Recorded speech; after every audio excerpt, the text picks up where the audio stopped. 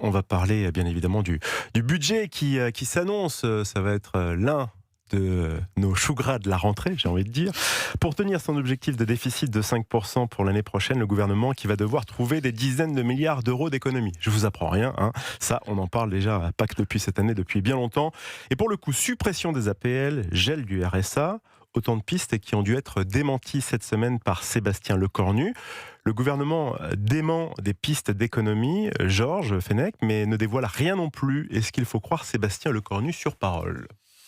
Est-ce qu'il faut croire Sébastien Lecornu ? Je pense que c'est un homme de bonne foi.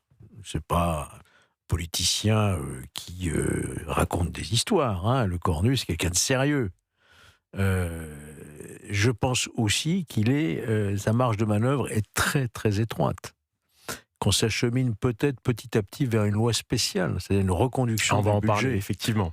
Et qui pourrait bien poser des problèmes, d'ailleurs. Je pense que s'aventurer sur l'histoire d'APL et de RSA, c'est mettre les gens dans la rue. Donc je ne pense pas qu'il y aura une manœuvre de ce type, ça ne passerait pas. Mais est-ce que c'est un peu comme lors d'une négociation financière ? C'est le premier qui parle d'argent qui a perdu. Écoutez, il faut quand même bien voir que les étudiants ont allumé des contre-feux tout de suite. Hein. Ah oui. Parce qu'il y a eu ce Cette bruit. fièvre des syndicats étudiants, effectivement. Ouais, il y a eu cette fièvre, hein, il y a eu ces bruits qui ont couru. Est-ce que ça correspondait effectivement à une réalité ? Est-ce qu'on réfléchissait à toucher au RSA, aux APL et d'autres choses de ce genre ? C'est pas impossible non plus. Mais enfin, ça a été démenti, et moi je le crois sur parole.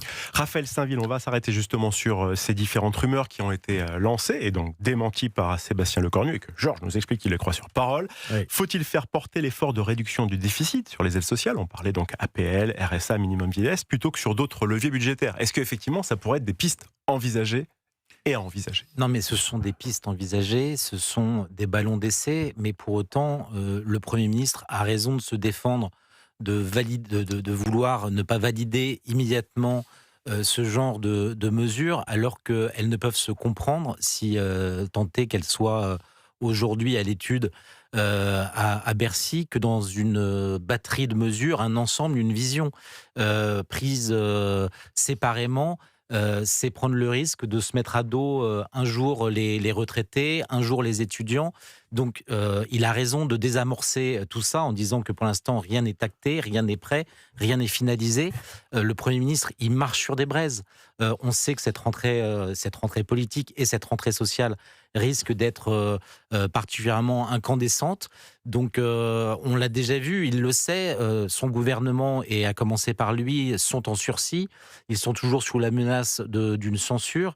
Il avait été contraint de négocier et d'arracher un accord avec le PS en renonçant à sa réforme des retraites pour finalement préserver son gouvernement et assurer une sorte de stabilité politique. Donc, annoncer au plein cœur de l'été ce genre de mesures, les valider, ce serait se condamner d'être soumis à la censure sitôt la reprise des débats parlementaires.